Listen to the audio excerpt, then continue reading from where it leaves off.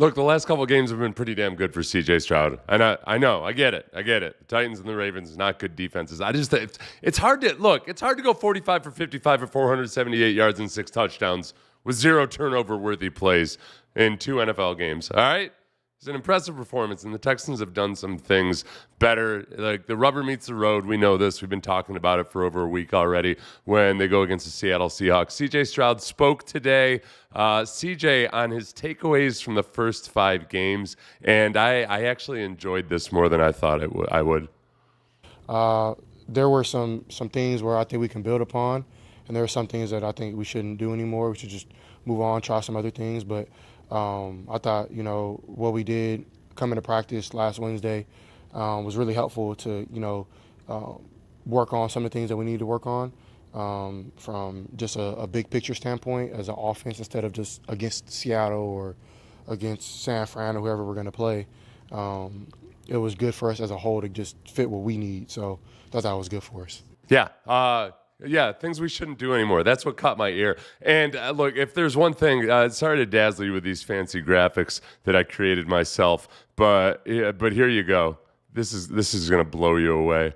The artistry, the handwriting that I had. CJ's throws that were under 2.5 seconds by game. So I went through and, you've got average time to throw and everything, but that doesn't always tell the whole story because of scrambles and everything else. So I went in and I looked at all the throws that were under 2.5 seconds. And you start off at the Rams, 12 of 27, 44% of them were. The Bucs, same, about 42%. It ticked up against the Jags and then against the Titans and the Ravens. 2 teams that don't have awesome pass rushes to begin with. You might think, oh, okay, let's just really go bombs away and take all these deep drops and max protection and everything. No, they made it faster. They made it more efficient. 58% of his throws were 2.5 seconds or less in the Titans game. And then in the Ravens game, 70%. And all of the tempo, all of that's really good. I think a lot of the plays, when CJ's talking about things that he doesn't like or maybe they shouldn't see again, the deeper drops with the max protection where you've only got 2 guys out on routes, it taxes. Sometimes max protection where you keep 8 guys in to block actually makes it harder for everybody and the quarterback than it does solve your problems. And just having a quick, efficient game like CJ's capable of executing, I think is getting better at. It's very clearly where they need to be going. I would say also you can shit can the running out of gun from the 1-yard line and whatever the hell all that cute stuff was early on in the Bucs game. So it's good that he's had this dialogue and that Kaylee's figuring some of these things out. This was CJ on what's working on the offense. We're starting to find our identity, being versatile. A lot of guys touch the ball against Baltimore. I think that's a good thing. So some things we can keep up and keep up our tempo and getting out the huddle, just operational things is good. So keeping all that stuff up. Yeah, and you remember in the first answer, way back when in the first answer he had talked about last week at practice, they worked on some of the things not necessarily specific to this week, but just things they need to get better at.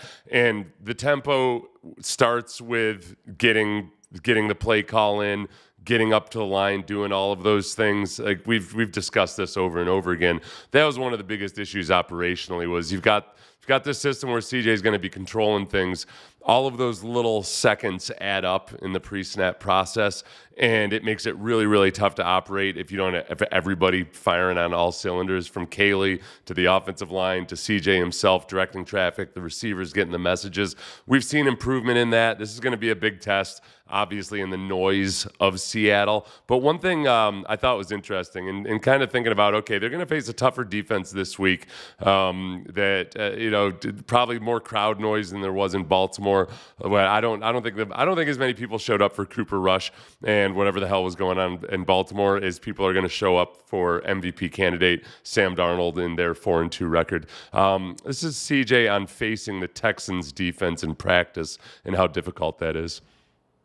Yeah, it could be suffocating where, like they're pushing the pocket, playing sticky coverage, the run game, they're being stout, setting edges and running to the ball, talking crazy and slapping their helmets, do all type of crazy stuff. So that stuff could be demoralizing.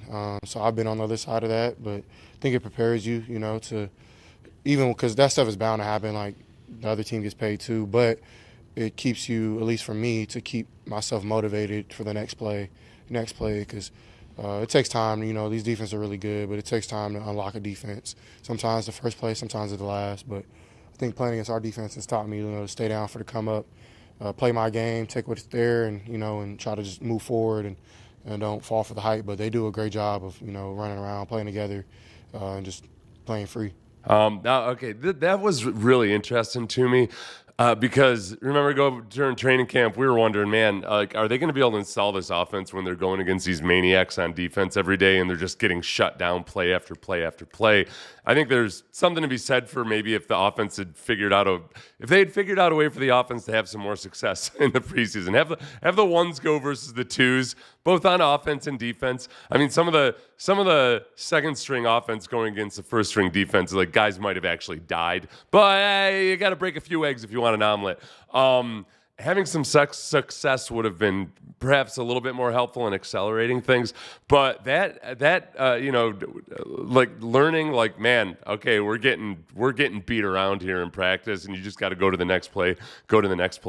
I hadn't really thought about the psychological benefit to that. As long as you can come out the other side with your sanity, that you can learn a lot of lessons about just keeping on going on in a game in a way that maybe CJ hasn't necessarily had before. You go from college where you're going against a scout team, you go to the NFL, and it's been tough for the offense for the last couple of years. But I like that perspective on it. The other thing it made me think of was, man, there's going to be some similarities to this defense in Seattle because Mike McDonald came from Baltimore. In Baltimore, they're still running a lot of the same concepts and the same fronts, a lot of the similar things that they do in Seattle. I think that the version in Baltimore was like the JV version of the varsity defense that's in Seattle. So CJ got to go against the twos last week. He went against the scout team, and now he's going to face the starters. That was like his first day on varsity at Ohio State. But because that's how different the defenses are. There are weaknesses with the Seahawks defense, as we know. And it's interesting. I felt like for a point here for about a week since I've been talking about this game, I was almost starting to build Seattle up too much and convincing all of you to take them very, very, very seriously. They did allow 36, 38 points, whatever it was, to Tampa a couple weeks ago. DeMarcus Lawrence wasn't playing, but the secondary was banged up. And the Bucs were able to protect Baker Mayfield, and he took advantage of a beat-up secondary in Seattle. DeMarcus Lawrence is healthy now, but the secondary is still beat up. This is D'Amico on the Coaches Show with John Harris and Mark Vandermeer talking about where the opportunities are on the Bucs defense. So it's a tough front. And once you get past the front, that's where I feel like we can have some opportunities there. Yeah. Right? When it comes to their back end, we got to be able to put the guys in space, get the ball out to our playmakers, and see if we can make some plays there. Yeah. So, I mean, again, it comes down to the offensive line. And CJ processing the ability of the Seahawks to disguise things.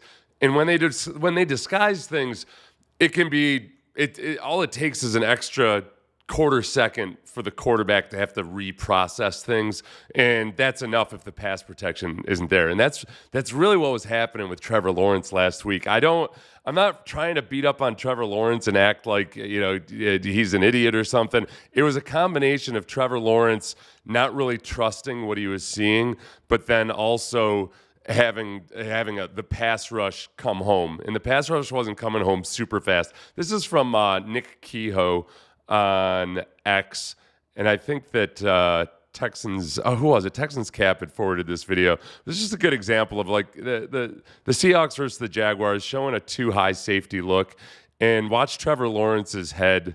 First watch that safety that's in brackets, and at the snap, zoom, he's coming down to bracket the slot receiver, and watch Trevor's head as he's looking out, expecting some form of cover two, and that safety just jams and rides Brian Thomas Jr. to the outside, and Trevor's just looking, and I think the video cuts off here. He ends up getting sacked on this play, but man, right there, you're not seeing what you expected to see. You got to start working elsewhere in the progression, and that's where you hope that CJ is better than that this week. The Seahawks made it really tough on Trevor Lawrence. But the pass rush and the combination of the disguised coverages were really tough for him. If CJ can recognize things like that faster, which I think he's very capable of doing, I think CJ doesn't get stuck on his first read the same way Trevor Lawrence does, and the offensive line can hold up. That's a huge if. Offensive line has shown a lot of improvement. CJ's gotten rid of the ball quicker. As one of you had said, Dante Scarnecchia up with the Patriots what does he say? Must be for years they were deficient in talent. Had Brady get the ball out quickly, it became the staple in Brady's later years. Yeah, and that was the Patriots O-lines from one year to the next, depending. Sometimes they had really good offensive linemen. Sometimes they certainly did not. Sometimes they had receivers who were deep threats. Sometimes they were just loaded up with shifty little white dudes. But they figured out a way to work with the offensive line, and I think that's one of the things that's made the offensive line operate better, is that some of the guys who are the lowest common denominators haven't had all the pressure heaped on them. And the Seahawks understand that. The Seahawks understand that CJ wants to get rid of the ball more quickly now, and that's working for him. So they're probably going to be trying to rough guys up early in the down and show exotic looks. And it's that cat and mouse game. So I'm excited about this week. I should have checked some more comments.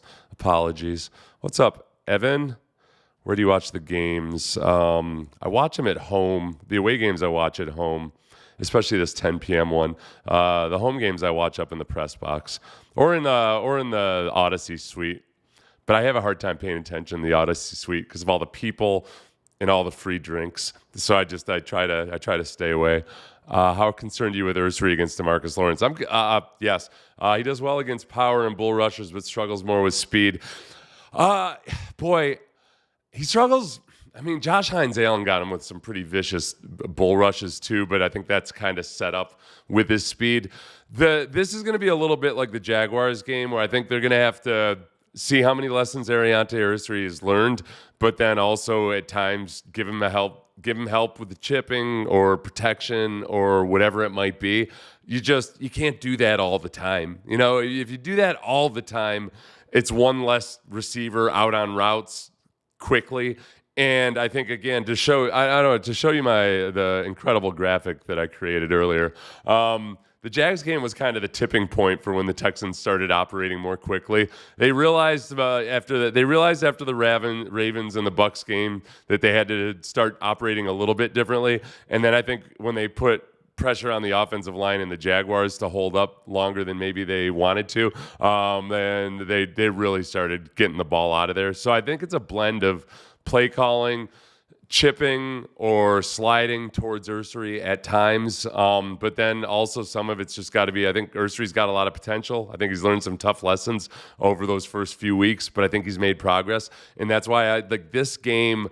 If Ursary and Juice Scruggs play well in this game, and they're not an issue and not a problem, it's a huge step forward. I think they're capable of doing it. They don't have to be all pro. They just can't get beat quickly. Then it's a huge step forward.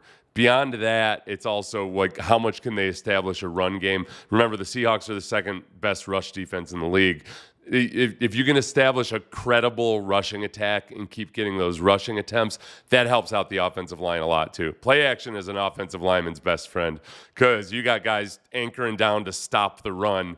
It's really hard. As a defensive lineman, once you read run and you kind of anchor down and you're pressing, and then all of a sudden you realize it's pass, it's brutal trying to get a pass rush going after that. So ability to just you don't have to tear the cover off the ball running the ball against this defense, but you got to be able to get 3 and 4 yards at a clip, enough to keep the chains moving and to set up the play action.